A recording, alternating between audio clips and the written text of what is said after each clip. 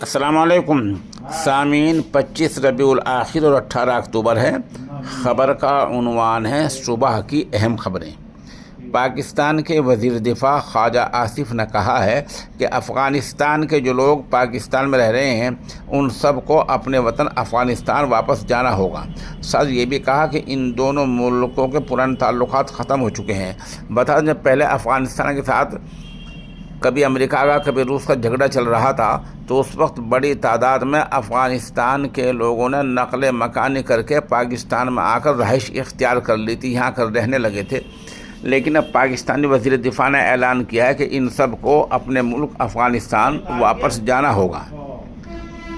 उधर आपको पता ही है कि गुज़िश्ता देर शाम अफ़गानिस्तान के क्रिकेट बोर्ड के 3 अरकान समेत 8 अफराद शहीद हो गए हैं और इत्तला के मुताबिक यह हमला पाकिस्तानी हवाई फ़ौज ने किया है। एक तरफ तो सीज़ फायर जंग बंदी की बात हो रही थी और दूसरी तरफ ऐन उसी वक्त पाकिस्तान की फ़ौज ने अफ़गानिस्तान पर हमला करके 3 क्रिकेट खिलाड़ियों मोहम्मद कबीर, सिबगतुल्लाह और मोहम्मद हारून समेत 8 अफराद को शहीद कर दिया है। यह हमला सूबा पख्तिका में हुआ है।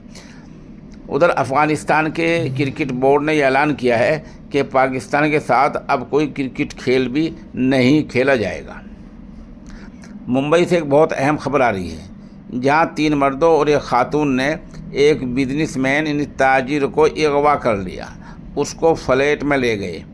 यहां इन लोगों ने ताजिर को मारा, पीटा और चोरों ने उनका मोबाइल छीना और वो चूँकि बड़े ताजिर ने सोने के 591 ग्राम सोना छीना, जिसकी मालियत तकरीबन 77 लाख रुपए है। 3 लाख रुपए का चेक छीना और 15,000 नकद छीने। इस तरह ये काफ़ी रुपए उनसे ताजिर से छीन लिए। वहाँ से छूटने के बाद बिजनेसमैन फ़ौरन थाने में पहुँचा। पुलिस ने इस मामले में कार्रवाई करते हुए 35 साला तारक महिती और 34 साला रघुनाथ महिती को गिरफ़्तार किया है। एक खातून भी गिरफ़्तार हुई है, उन सब से पूछताछ चल रही है। उधर यूपी के वज़ीर आला योगी ने बयान दिया है कि पहले रोज़ा इफ्तार और ईद मिलन हुआ करते थे, दिवाली और होली मिलन नहीं होते थे। अब दिवाली मिलन भी होते हैं और होली मिलन भी होती है।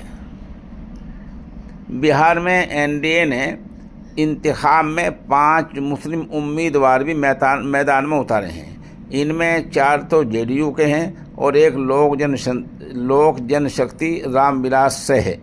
ये 5 मुस्लिम उम्मीदवार इंतखाबी मैदान में हैं।